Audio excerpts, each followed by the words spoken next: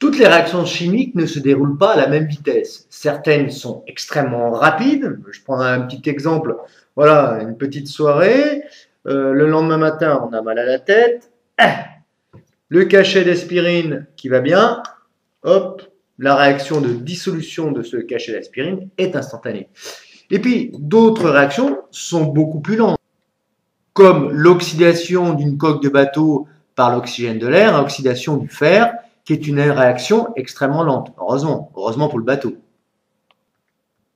En conclusion, une réaction est dite instantanée lorsque l'évolution du système s'effectue en une durée inférieure à celle de la persistance rétinienne, c'est-à-dire 0,1 seconde environ. Et puis une réaction est dite lente si elle dure de quelques secondes à quelques années.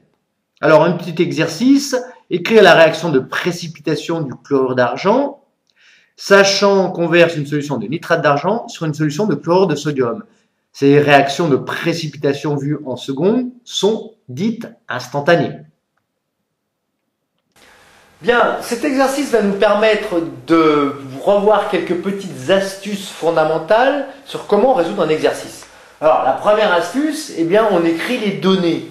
On écrit les données, c'est-à-dire qu'on a deux solutions, nitrate d'argent et chlorure de sodium, qui vont réagir instantanément pour donner une réaction de précipitation.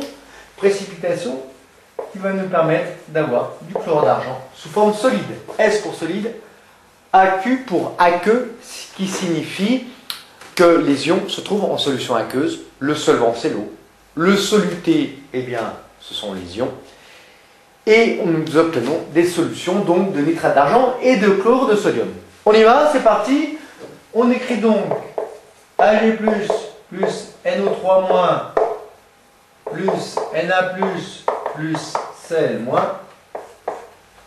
va donner une réaction instantanée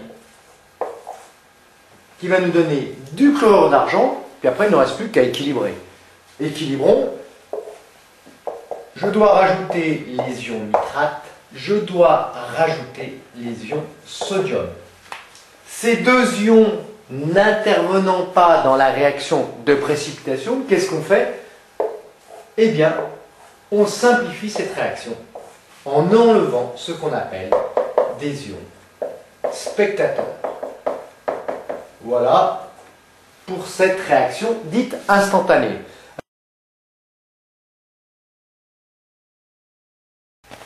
Qu'est-ce qui peut rendre plus heureux qu'un exercice?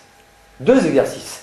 Alors, ici nous allons étudier la réaction de dissolution instantanée du chlorure de sodium. Alors, réaction de dissolution, toute réaction n'est pas instantanée. Par exemple, la fabrication de ce délicieux ragoût de légumes, elle va prendre un certain temps. La cuisson, c'est lent, ça peut prendre 2 heures.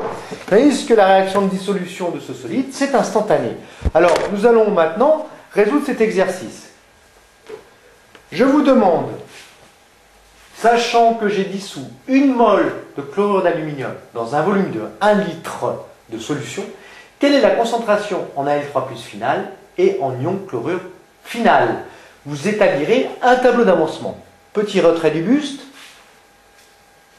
Voilà, vous allez sans doute terminer, sinon vous mettez sur pause et puis vous faites ça tranquillement à la maison. Donc le AlCl3, pardon, va nous donner quoi? Eh bien, un ion Al3+, aqueux, plus un ion chlorure aqueux. Toute solution est électriquement neutre, donc ici j'ai 3 charges plus, je dois évidemment avoir 3 charges moins, donc 3 ions chlorure.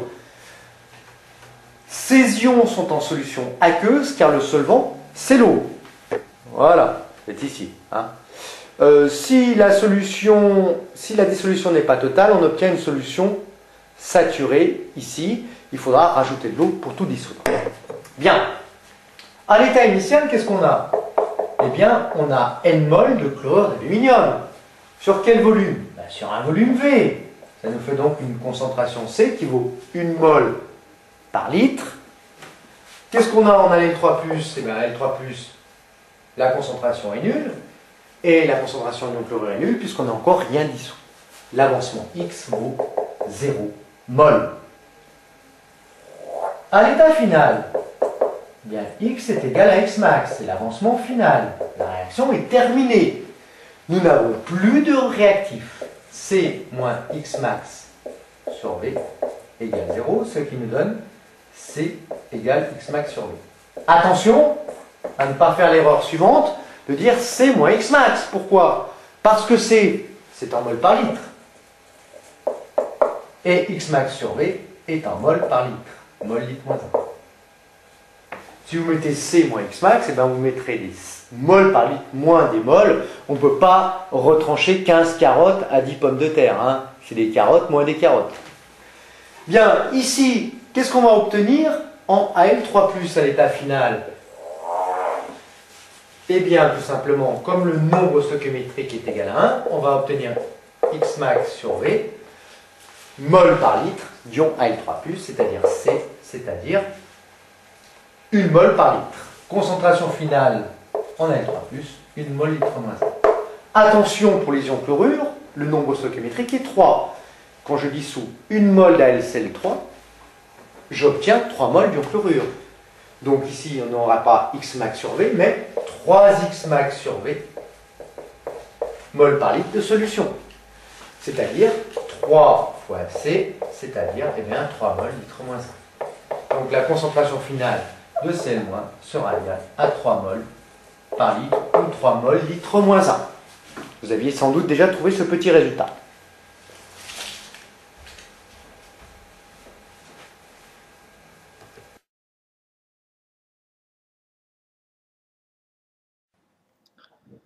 Un oxydant est une espèce chimique qui peut gagner un ou plusieurs électrons. Un réducteur peut perdre un ou plusieurs électrons. Un couple d'oxydoréduction, OX-RED, est constitué par un oxydant et son réducteur conjugué, liés les deux par une demi-équation d'oxydoréduction.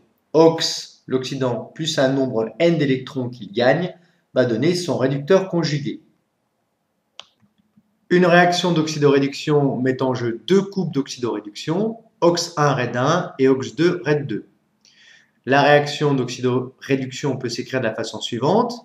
Donc, l'oxydant du couple 1 va réagir avec le réducteur du couple 2 pour donner le réducteur du couple 1 et l'oxydant du couple 2. Petit a, petit b, petit c et petit d sont les nombres stoichiométriques qu'il va falloir déterminer. Une demi-équation d'oxydation correspond à une perte d'électrons, une demi-équation de réduction à un gain d'électrons.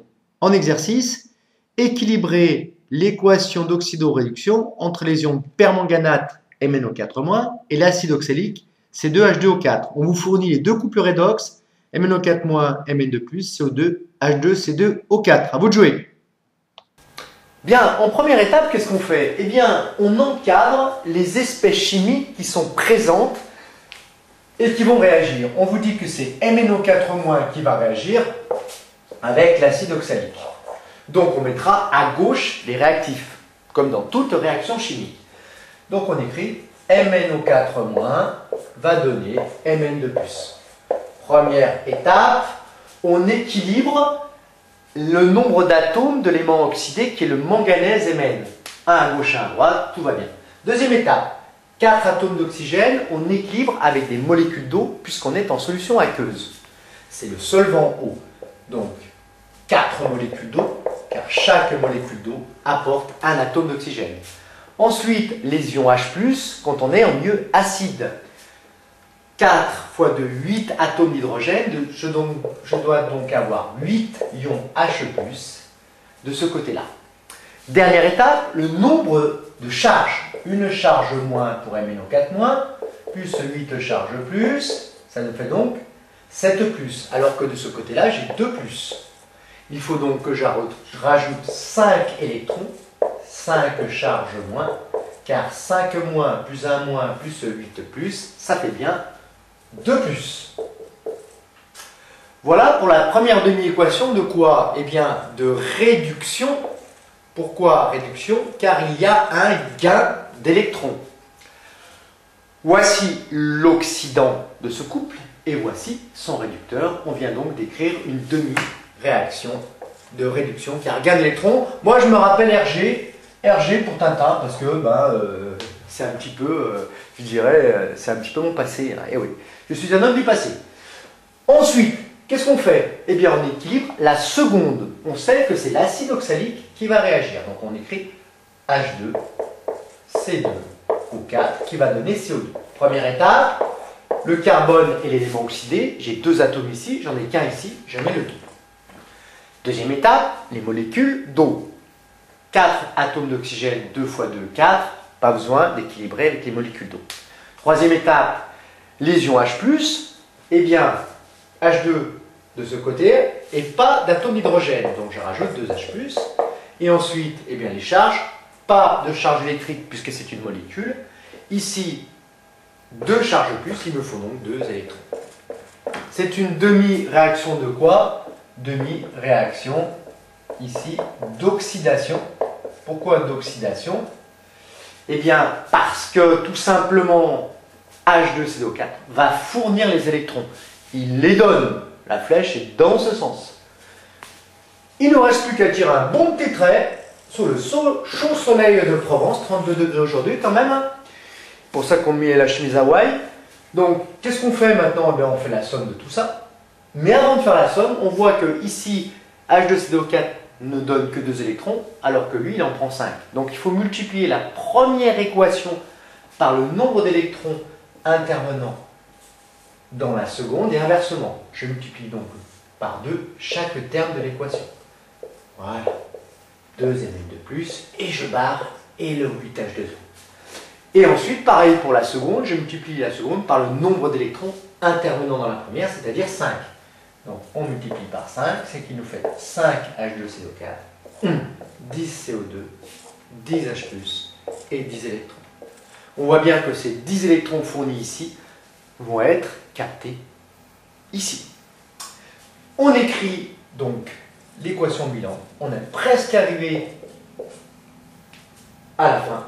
16H+, plus 10 électrons, plus 5 H2C2O4. Attention, il faut être bien rigoureux, ne rien oublier, donne 2 Mn de plus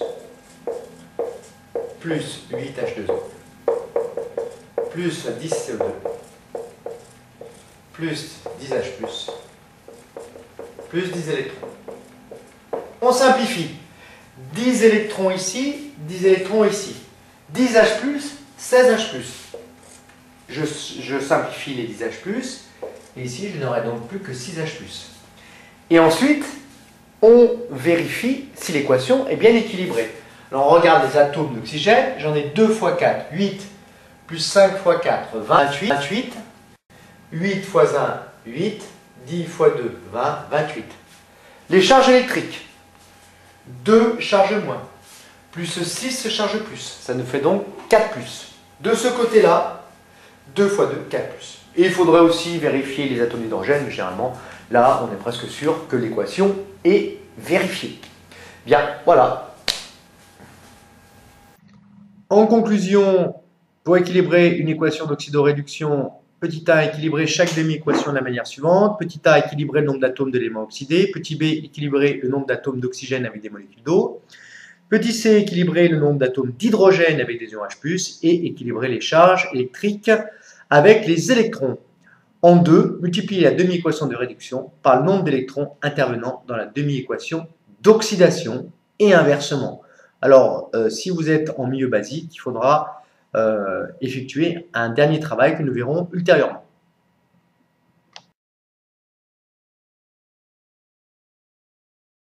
Bien, les industriels, qu'est-ce qu'ils cherchent? Ils cherchent tout simplement à ce que leur réaction aille le plus vite possible. Le temps, c'est de l'argent. On va donc voir maintenant les différents paramètres qui vont nous permettre d'accélérer une réaction.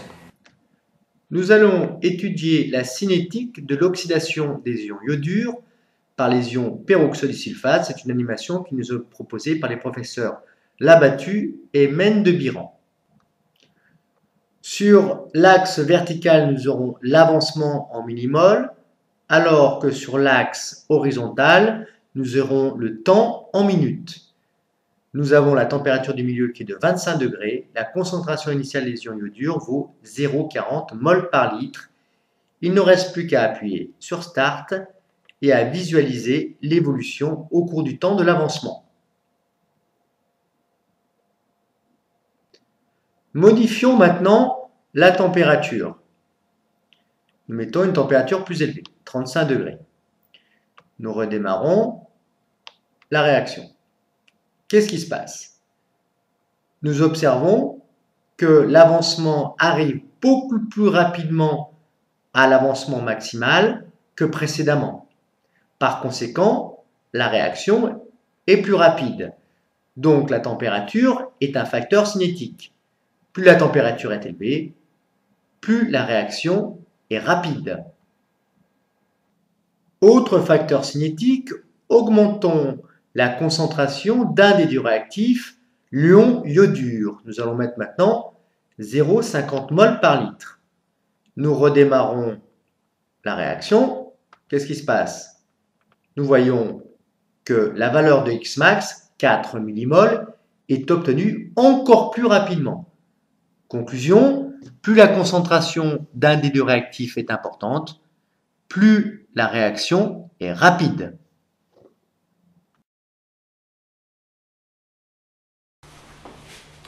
Tiens, étudions un facteur cinétique important qui est la surface de contact entre les réactifs.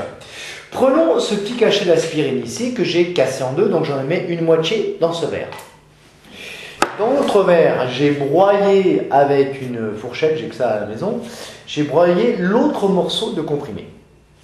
Bien, ensuite, qu'est-ce que je fais? Eh bien, je mets ici de l'eau. Alors, simultanément dans les deux verres, ça va pas être facile. Donc, en direct live, ça va pas être facile, mais on va essayer quand même de le faire. Voilà, la même quantité d'eau ici et ici. Regardez, les deux verres. Donc, dans le verre de gauche, ça y est, c'est terminé. Bien. Il n'y a plus, pardon, je vais dire zut, il y a plus de, le comprimé là, pardon, dans le verre de gauche, le comprimé est toujours en train ici de fondre, enfin de se dissoudre, alors dans le verre de droite, c'est terminé, le comprimé a entièrement réagi avec l'eau. Donc alors pourquoi ici c'est toujours pas terminé? Parce que tout simplement dans ce verre là, eh bien la surface est beaucoup moins importante, hein, la surface de contact entre le comprimé et l'eau, puisque je n'ai qu'un morceau de comprimé, alors que là, eh bien la réaction est terminée, je vais pouvoir voir ce verre qui est dégueulasse. Hein. Alors, ici, il faut que j'attende. Voilà. Bon, en résumé, si vous voulez, si vous êtes pressé, eh bien, qu'est-ce que vous faites? Vous prenez le comprimé, vous le broyez en morceaux, vous allez voir que ça va très très vite, réaction entre le comprimé d'aspirine et puis l'eau. En conclusion, l'évolution d'un système chimique est d'autant plus rapide que les concentrations en réactifs augmentent. Lorsque l'un des réactifs est solide, la réaction est d'autant plus rapide que la surface de contact entre les réactifs est importante. Donc pourquoi? Bien tout simplement parce que la probabilité de rencontre et donc de réaction augmente lorsque la concentration des réactifs augmente et lorsque la surface de contact entre les réactifs augmente. Autre facteur cinétique, la température. De façon générale, l'évolution d'un système chimique est d'autant plus rapide que la température est élevée. On le voit sur cet exemple, hein, 3 températures, 1, 2, 3, 1 à 15, l'autre à 25 et l'autre à 35 degrés Celsius. On voit bien que plus la température est élevée, plus la valeur de X tend rapidement vers la valeur X max. Alors, la raison en est très simple, hein. Si la température est faible, les molécules vont lentement, donc elles ont une probabilité de choc qui est inférieure. Plus on augmente la température, plus elles vont vite, plus les réactifs vont se choquer, plus vite ils donneront des produits. Donc plus la température s'élève, plus la réaction est rapide.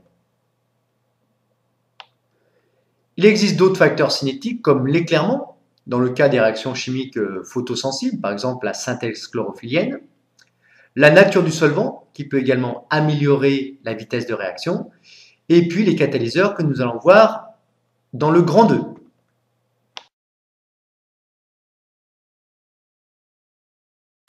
Bien, un catalyseur permet d'accélérer la réaction, mais il n'intervient pas dans l'équation bilan de cette réaction. Alors, je vais vous donner un exemple. Les ions iodures réagissent avec les ions peroxodisulfate. C'est une réaction qui est lente. Si on rajoute dans le mélange réactionnel des ions Fe3+, à ce moment-là, cette réaction lente va être remplacée par deux réactions rapides. Fe3+, plus I-, réaction rapide. Et ensuite, Fe2+, produit par cette première réaction, vont réagir avec les ions peroxodisulfate. C'est également une réaction rapide pour donner quoi? Eh bien, les produits que sont le diode et l'ion SO4-. Alors, à vous de démontrer que ces deux réactions rapides sont bien équivalentes à cette réaction lente en écrivant les réactions d'oxydoréduction qui se produisent. À vous de jouer. Ça y est? Bon, on y va. C'est parti. On commence par la première. Fe3+, plus I-. On encadre l'espèce qui réagit. Donc, Fe3+, va donner quoi? Eh bien, Fe2+, son réducteur conjugué. On équilibre, là c'est très simple. Fe3+, plus un électron donne Fe2+. Réaction de réduction des ions Fe3+.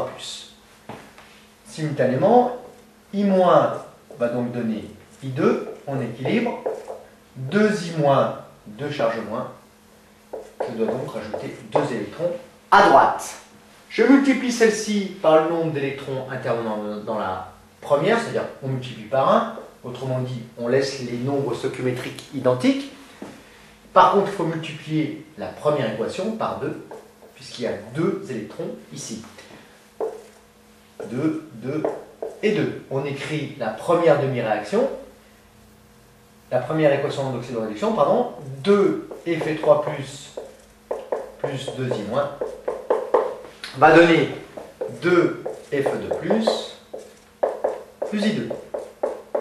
Les deux électrons ici et ici vont se simplifier de part et d'autre de cette première équation.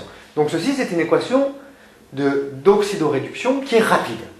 Celle-ci, elle va durer par exemple 30 minutes, celle-ci 1 minute, et puis celle-ci 1 minute. On l'encadre, on l'a trouvé. Allez, on voit qu'on a des productions d'ions Fe2+. Deuxième réaction rapide. Fe2+, avec S2O8-. Eh bien, Fe2+, va donner quoi? L'ion Fe3+, plus un électron. Ici, c'est une équation d'oxydation cette fois-ci, puisqu'il y a perte d'électrons. En même temps, S2O8-, qu'est-ce qu'il va faire? S2O8-, il va donner quoi? SO4-. Deux atomes de soufre, donc il faut que je multiplie ici par 2. 2 charges moins, 2 fois 2, 4 charges moins, il faut que je rajoute 2 électrons. Je dois donc multiplier ici par 2, puisqu'on multiplie par le nombre d'électrons intervenant dans la seconde équation. Et celle-ci, il faudra que je la multiplie par 1, puisqu'il n'y a qu'un seul électron ici. J'équilibre, et je fais la somme de ces deux demi-équations. 2 Fe2+, plus S2O8-, donne 2 Fe3+, plus 2 SO4-. On encadre. Il ne reste donc plus qu'à faire la somme de ces deux équations d'oxydoréduction. Deux réactions qui se font rapidement. On fait la somme. Eh bien, 2 Fe3+, plus 2I-, plus 2 Fe2+, plus S2O8-, donne 2 Fe2+, plus I2, plus 2 Fe3+, plus 2 SO4-. On simplifie. 2 Fe3+, 2 Fe3+, 2 Fe2+, 2 Fe2+. Donc globalement, cette réaction, c'est 2I- plus S2O8-, qui va donner par conséquent I2 plus 2 SO4 2-. Est-ce que cette somme est bien équivalente à la réaction lente qui se produit entre les ions iodure et les ions S2O8-, eh bien, on va le savoir tout de suite. Écrivons donc l'équation redox entre les ions I- et les ions peroxodisulfate. Donc, I- va donner I2, 2I- plus 2 électrons. Demi-équation d'oxydation des ions iodure. S2O8-, va donner SO4-, sont ici réducteurs conjugués, 2 SO4-, 2 charges moins, 4 charges moins, il faut donc que je rajoute 2 électrons. Inutile de multiplier chaque demi-équation par le nombre d'électrons, puisque les 2 électrons fournis ici ont été consommés ici. On fait la somme, 2I- plus S2O8-, donne I2 plus 2SO4-. En l'encadre, cette réaction lente est bien égale à la somme des deux réactions rapides. On observe que lorsque l'on a utilisé ce catalyseur Fe3+, il n'intervient pas dans l'équation générale, l'équation bilan. Il intervient dans les deux réactions rapides, mais il est consommé dans une première réaction et ensuite il est produit dans la seconde. Donc globalement, il n'intervient pas dans l'équation bilan. Voilà l'effet du catalyseur Fe3+, sur cette réaction lente I- plus 2 S2O8-. Un catalyseur est donc une espèce chimique qui accélère une réaction chimique sans intervenir dans son équation bilan. Le catalyseur modifie les étapes permettant de passer des réactifs aux produits. Il permet par exemple de remplacer une réaction lente par deux rapides. Presque toutes les réactions biochimiques sont catalysées.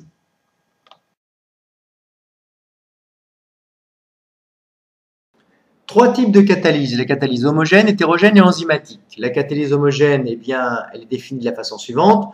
Le catalyseur et les réactifs forment un mélange homogène. Ils se trouvent sous la même forme physique, solide, liquide ou gazeuse.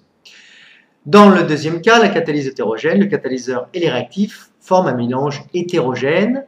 Donc, ils ne se trouvent pas sous la même forme physique. Un est sous forme solide, l'autre liquide, par exemple. Prenons l'exemple du pot catalytique. Eh bien, donc ce pot est recouvert de métaux nobles, platine, palladium. Lorsque les gaz d'échappement passent à travers le pot, les métaux accélèrent l'oxydation du monoxyde de carbone CO, qui est dangereux, en CO2, qui est un peu moins dangereux, même si ces effets sont néfastes, notamment ils contribuent à l'effet de serre. Et qu'est-ce que font également ces métaux? Eh bien, ils permettent la réduction des oxydes d'azote en diazote et des hydrocarbures en CO2 et H2O. Il s'agit bien d'une catalyse hétérogène car les métaux sont sous forme solide alors que les réactifs sont sous forme gazeuse. Observons maintenant un exemple de mécanisme de catalyse enzymatique. Cette animation est proposée par l'Université de Montpellier. En rouge est schématisé l'enzyme. Son site catalytique est matérialisé en jaune. Donc on l'incube en présence d'un excès de substrat. Ce substrat ici va se lier à l'enzyme et il va être transformé en produit. L'enzyme est bien un catalyseur puisqu'il est consommé dans un premier temps, puis régénéré dans un second temps, donc il n'intervient pas dans l'équation bilan de la réaction. Lors d'une catalyse enzymatique, les réactions biochimiques sont catalysées par des macromolécules organiques appelées enzymes. Dans l'industrie chimique, on cherche des catalyseurs qui permettent de gagner du temps au cours de la fabrication de produits. Le temps, c'est de l'argent, on le répète, et donc parfois on utilise des enzymes pour accélérer des réactions chimiques.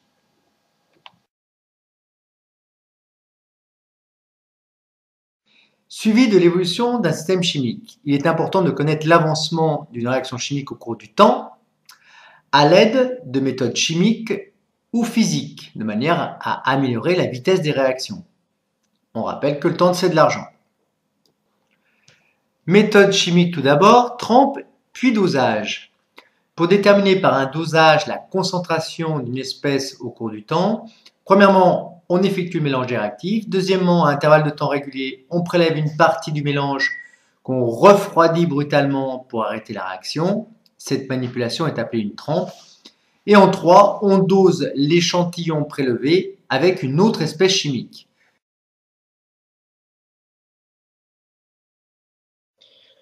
Pour illustrer les méthodes de suivi de l'évolution d'un système chimique par des méthodes chimiques, eh bien, nous allons étudier la réaction entre l'eau oxygénée et les ions iodures en milieu acide, qui nous donnent du diode et de l'eau.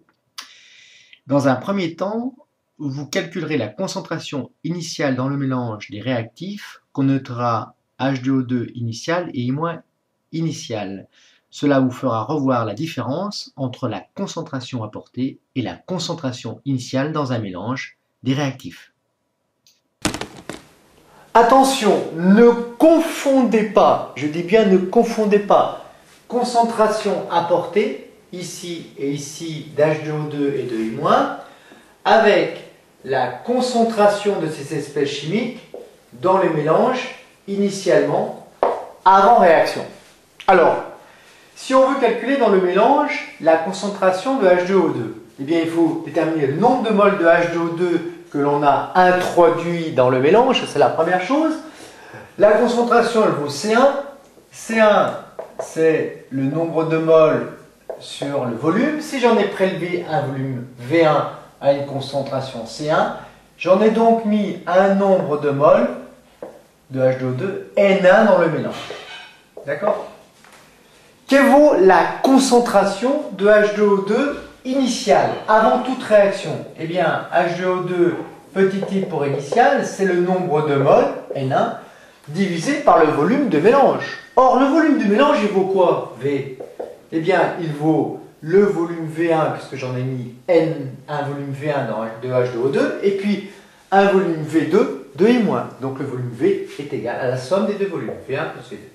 Autrement dit, la concentration de H2O2 initiale dans le mélange, je dis bien ici, avant réaction chimique, vaut N1 sur V1 plus V2, ou ce qui revient au même, C1V1 sur V1 plus V2. Que vaut la concentration de I- dans le mélange initial? Eh bien, de la même façon, que vaut cette concentration initiale? Eh bien, j'en ai mis quel nombre de moles? Eh bien, C2 égale N2 sur V2. Autrement dit, N2 est égal à C2V2. Donc, le nombre de moles est égal à N2. Le volume de mélange, c'est V1 plus V2. Où la concentration de I- initiale dans le mélange vaut C2V2 sur V1 plus V2. Il ne reste plus que maintenant qu'à faire le calcul. Attention au calcul qu'on effectue deux fois. La concentration C1, c'est 2 fois 10 moins 1. C'est en mol par litre. Donc le volume V1, je le mets en litres. 2,5 fois 10 moins 3.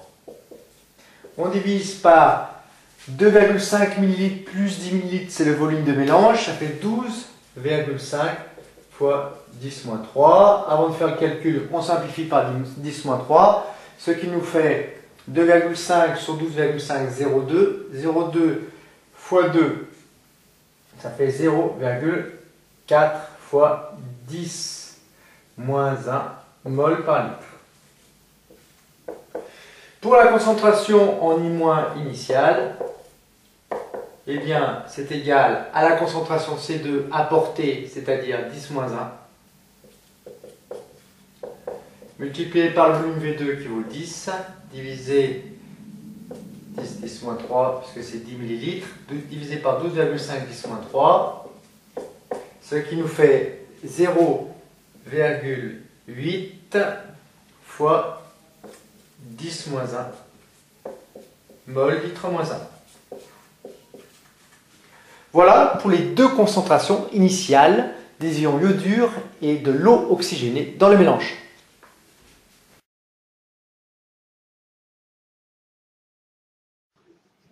Après avoir déterminé la concentration initiale des réactifs dans le mélange, dressez le tableau d'avancement, puis réalisez les questions 3 et 4. Établissons maintenant un tableau d'avancement de cette réaction entre l'eau oxygénée et les ions iodés. Tout de suite, on lit dans l'énoncé que l'ion H+ est en excès, donc on écrit qu'à l'état initial, en cours de réaction ou à l'état final, eh bien, l'ion H+ est en excès.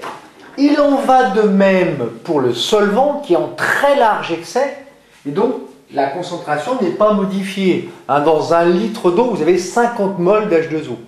Or ici, nous avons des nombres de moles qui sont de l'ordre de 10-2, 10-3 mol. Donc forcément, l'eau, qui est le solvant, est toujours en excès. Il faudra toujours mettre excès dans la colonne de l'eau si l'eau est le solvant. Nous verrons en fin d'année que ce n'est pas toujours le cas. Si l'eau est un produit de la réaction, à ce moment-là, on ne mettra pas excès. Bien. Ensuite, nous sommes en mol. On va appeler le nombre de moles de H2O2 initial dans le mélange N1, celui de I- N2. Il n'y a pas encore eu de I2 produit, donc on met 0 mol produite, évidemment, à T égale 0. Et attention, on ne met pas 2N2 parce qu'il y a un chiffre 2 ici.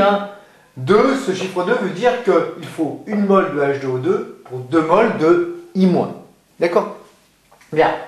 En cours de réaction, X augmente, l'avancement augmente, ce qui est normal. Que nous reste-t-il de H2O2? Eh bien, à l'instant T, le nombre de moles de N1 qui reste à l'instant T est égal à quoi? Au nombre de moles initial N1, moins quoi? Moins X de T. Ici, combien reste-t-il de I-? Donc on pourrait mettre nombre de moles de H2O2 à l'instant T si vous préférez. Bien, que reste-t-il maintenant de I-? Que vaut le nombre de moles de I- à l'instant T? Eh bien, ce qu'il y avait au départ, c'est-à-dire N2, moins combien de X? Eh bien là, quand X mol de H2O2 réagit, j'ai 2X mol de I- qui réagit. Donc il me reste quoi? N2 moins 2X de T mol de I-. Combien de moles de I2 ont été produites? Eh bien, quand il y a X mol qui réagit ici avec 2X mol ici, nous avons obtenu X mol de I2 à l'instant T. Donc je note X de T. État final, eh bien, qu'est-ce qui reste? N1 moins X max, puisque X prend la valeur maximum à l'instant T, à l'instant final. Donc il me reste N1 moins X max mol de H2O2. N2 moins 2X max mol de N2. X max mol de I2 produite. Il faudra déterminer les valeurs de X max pour savoir quelle quantité de réactif il me reste en fin de réaction. Après le tableau d'avancement en mol, on va effectuer le tableau d'avancement en mol par litre. C'est encore plus drôle. Alors, pour H2O2, on a vu qu'on avait N1 mol. Divisé par quoi? Par V1 plus V2. Effectivement, ceci c'est bien des mols par litre. Voilà la concentration initiale de H2O2 dans le mélange. Pour N2, ben pareil, V1 plus V2. Alors, pour simplifier, on va dire que V1 plus V2 égale V. Il y a toujours une concentration en H+ et en H2O en excès, je laisse excès. Ici, à l'instant T, que vaut maintenant, non plus le nombre de moles de H2O2 à l'instant T, mais la concentration de H2O2 à l'instant T, que je vais noter H2O2 entre crochets, car H2O2 est présent en solution, je le mets entre crochets. Ça vaut donc N1 moins X de T, divisé par quoi? Eh bien, par V1 plus V2, ou par V. Que vaut maintenant la concentration de I- à l'instant T? Ça vaut N2 moins 2X de T, divisé par le volume V de solution. Que vaut la concentration de I2 à l'instant T? Eh bien, cette concentration de I2 à l'instant T est égale au nombre de moles de I2, X de T, divisé par le volume de solution. À l'instant final, eh bien, il nous reste N1 moins X max sur V1 plus V2, ou V. Il nous reste N2 moins 2X max divisé par le volume V. Et on a produit X max sur V de diode. Voilà pour le tableau d'avancement en mol par litre. Quelle est maintenant l'espèce chimique qui nous permettra très aisément de tracer l'avancement de la réaction au cours du temps? Eh bien, il nous suffit de regarder ce tableau d'avancement et de voir que le nombre de moles de I2 vaut exactement X de T. Donc, pour avoir X de T, qu'est-ce qu'il faut? Eh bien, il faut déterminer en chaque instant ce nombre de moles de I2 qui a été produit au cours de la réaction. Nous ferons cette détermination par un dosage.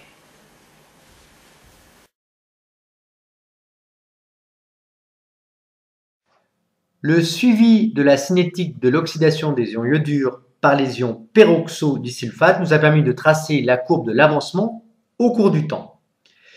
Je vous laisse lire l'énoncé et résoudre les 4 questions posées ici. Bon, allez, on commence le premier exercice. Donc, la réaction redox, tout de suite, on encadre les réactifs. Les réactifs que sont les ions iodures et les ions peroxodisulfate. C'est eux qui vont réagir. Première réaction, et bien donc, I- va nous donner I2. Le réducteur va donner son oxydant conjugué. 2 atomes d'iode, 2 I-. 2 charges moins de ce côté-là, 2 charges moins de ce côté-là. C'est une réaction d'oxydation car perte de 2 électrons. S2O8 de moins va se transformer en réducteur SO4 de moins. Je vous rappelle qu'une réaction d'oxydoréduction met 2 couples oxydoréducteurs en relation. S2O8 de moins donne SO4 de moins. Un atome de soufre, là il y en a 2, 2. 2 charges moins, attention, 2 fois 2, 4 charges moins. Il faut donc que je rajoute 2 charges moins ici. 2 charges moins plus 2 charges moins font 4 charges moins, et de ce côté-là, 4 charges moins. Les 2 électrons fournis ici sont consommés ici. Il n'y a pas besoin de multiplier par un coefficient. Et on écrit directement l'équation redox. 2I- plus 2 électrons plus S2O8 de moins donne I2 plus 2 électrons plus 2 SO4 de moins. Les 2 électrons, évidemment, se simplifient de part et d'autre de l'équation. Et voici l'équation redox correspondante. Une fois l'équation établie, passons au tableau d'avancement. Tableau d'avancement, à t égale 0, combien j'ai d'ions iodures? Eh bien, j'en ai un nombre de moles N2. Attention, c'est pas parce que je mets 2 ici que j'ai 2 N2. J'ai N2 moles, c'est tout, hein, on ne peut pas en avoir plus que ça. C'est N2. J'ai N1 mol d'ions peroxodisulfate, rien en I2, rien en SO4 de moins, puisqu'on est à l'état initial, la réaction n'a pas encore démarré. En cours de réaction, l'avancement vaut X. Combien est-ce qu'il me reste de I-? Eh bien, ce que j'avais initialement, N2, moins combien de X? 2X. Car à chaque fois que X mol de peroxodisulfate réagit, 2X mol d'ion I- réagissent avec. Combien il me reste de S2O8 de moins? N1 moins X. Une fois X, car j'ai le coefficient stoichiométrique 1. Combien est-ce que j'ai de diode? Eh bien, j'en ai X mol. Et combien de mol de SO4 de moins? Eh bien, 2X mol. Si je prends l'exemple où X vaut 1,68 millimol à l'instant T égale 4,97 minutes, eh bien, remplissons pour cet exemple. Ça nous donne donc 8 moins 2 fois 1,68. Ici, 4 moins 1,68. Ici, 1,68. Et ici, 2 fois 1,68. Je vous laisserai faire le calcul. On passe à l'état final. X est égal à X max. À ce moment-là, qu'est-ce qu'il nous reste? Eh bien, N2 moins 2X max, mol d'ion iodure, N1 moins X max, mol d'ion peroxydisulfate, X max mol de diode et 2X max mol d'ion sulfate. À part calculer la valeur de X max, Ne2 moins 2X max égale 0.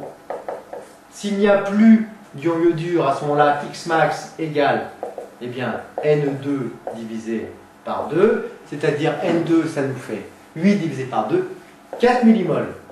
Attention à ne pas oublier l'unité. Soulignez bien votre application numérique et vérifiez que les unités sont respectées. S'il n'y a plus d'ion peroxydisulfate, on a à ce moment-là Na moins X max égale 0. Il n'y a plus de peroxydisulfate, ce qui nous fait X max égale N1, c'est-à-dire N1 c'est 4 millimoles. On voit que dans les deux cas, la valeur de X max, dans ces deux cas, la valeur de X max est identique, ce qui signifie qu'en fin de réaction, il n'y a plus d'ion iodure, il n'y a plus d'ion peroxydisulfate. X max vaut donc 4 millimoles, nous obtenons donc 4 millimoles de diode, et 2 fois 4, 8 millimoles d'ion sulfate. Voilà pour ce tableau d'avancement. Le mélange est appelé comment? Puisqu'il n'y a plus de réactifs, tous ont réagi en fin de réaction, on appelle ça un mélange stoichiométrique. Mélange stoichiométrique. Ça veut dire tout simplement que j'ai respecté les proportions stoichiométriques, c'est-à-dire que si j'ai X mol de peroxydisulfate, je dois avoir 2X mol d'ion iodure pour réagir avec.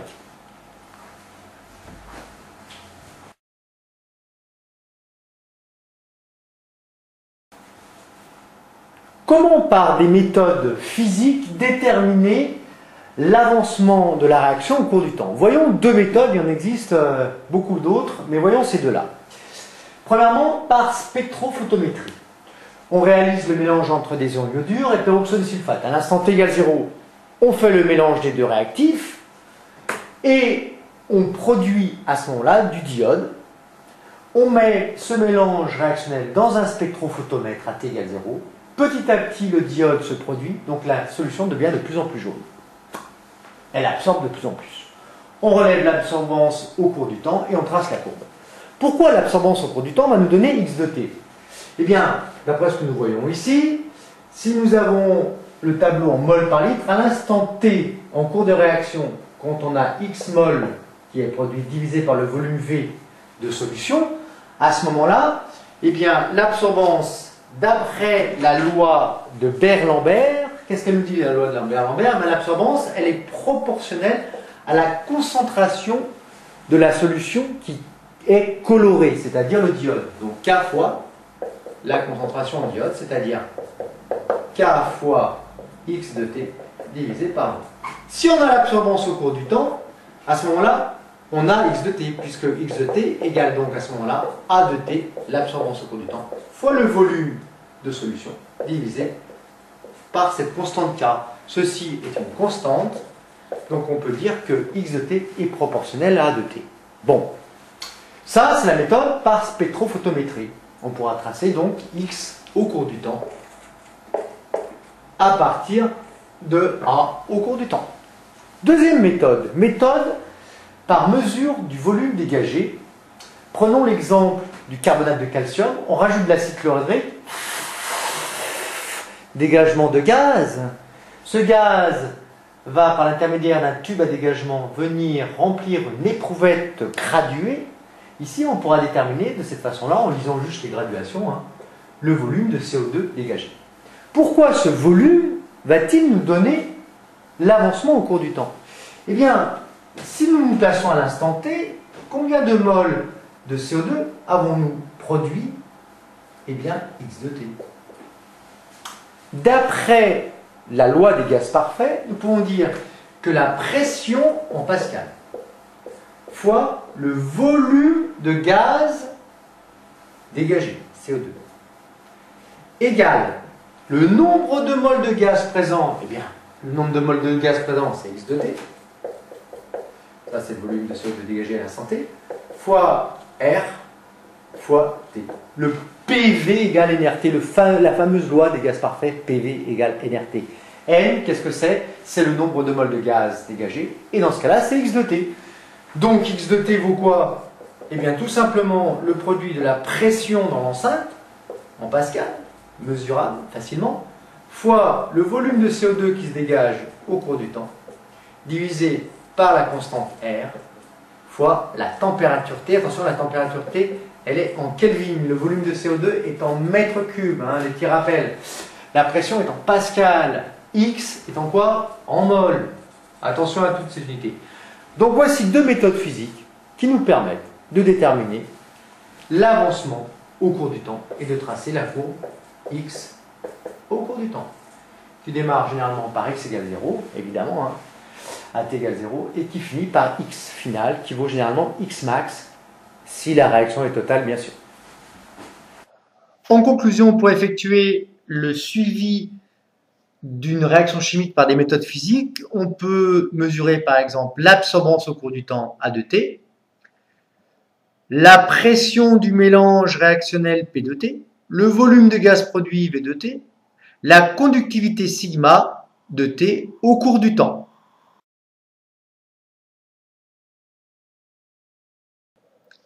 Temps de demi-réaction T1,5, soit TF la durée d'une réaction chimique nécessaire à la consommation totale du réactif limitant.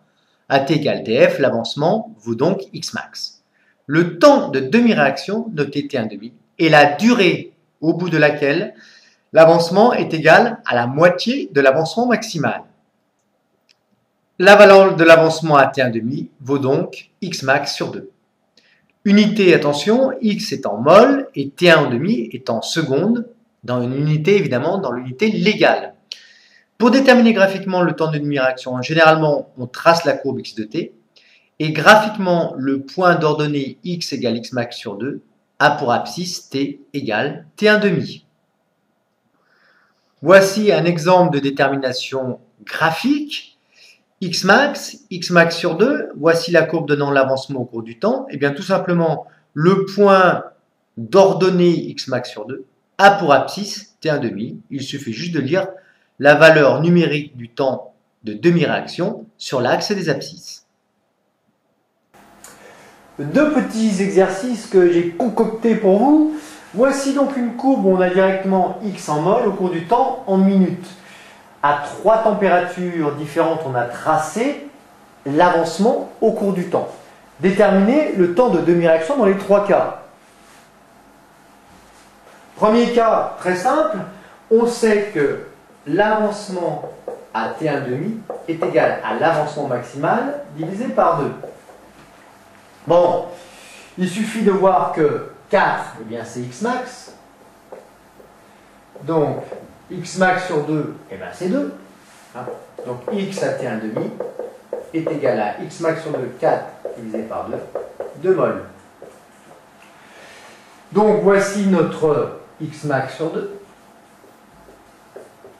Et graphiquement, voici T1,5 qui vaut, dans le cas où la température est de 50 degrés, X de T1,5 à 50 degrés Celsius, eh bien ça vaut combien tout simplement? 1 minute. Qu'on pourra mettre dans l'unité légale si c'est demandé. Si ce n'est pas demandé, on ne le fait pas. Hein. Ne faites que ce qui vous est demandé. Ensuite, eh bien, toujours pour X max sur 2, à T égale 30 degrés, eh bien T1,5 vaut combien? 30 degrés Celsius. X de T1,5 vaut 2 minutes. 2 fois 60 secondes. Hein. Et puis dernier, à T égale 20 degrés, alors c'est la température la plus basse, eh bien qu'est-ce qu'on a? On a T1,5 qui vaut, cette fois-ci, 3 minutes. Donc à 20 degrés Celsius, X de T1,5 est égal à 3 minutes. Au passage, évidemment, plus la température est basse, plus le temps de demi-réaction est important parce que plus lentement on arrive à l'état final. On peut écrire ici les valeurs de T1,5, des différentes T1,5 dans le cas de ces trois températures. Deuxième exercice, cette fois-ci on a uniquement l'absorbance au cours du temps et on vous demande à partir de l'absorbance au cours du temps, tiens on va se prendre A max égale par exemple 1,5, on a 0,5, je vais vous demander que vaut à votre avis le temps de demi-réaction. Ah, plus dur là peut-être. Bien, vous avez trouvé? Alors, on voit ici que I2, sa concentration en mol par litre nous est donnée par l'avancement divisé par le volume de solution. Comment peut-on relier A à X? Eh bien, vous savez que A, l'absorbance, est égale à K fois la concentration de l'espèce colorée qui est le diode, X de T sur V. Bon. À T1,5, on a X de T1,5 égale X max sur 2. Donc, que vaut l'avancement à T1,5? Eh bien, K, A à T1,5 vaut quoi? K fois X de T1,5, c'est-à-dire X max sur 2, divisé par V. Qu'est-ce que c'est que K fois X max divisé par V? Eh bien, ça correspond à l'absorbance maximale. C'est le moment où la concentration en I2 est la plus grande. Autrement dit, A de T1,5 est égal à quoi? Eh bien, A de T1,5 égale A max sur 2. Donc, pour trouver le temps de demi-réaction, qu'est-ce qu'on fait? On prend la moitié de A max, qui est ici, 1,5, c'est-à-dire 0,75, et on trouve le temps de demi-réaction T1,5, qui est de l'ordre de 1 minute.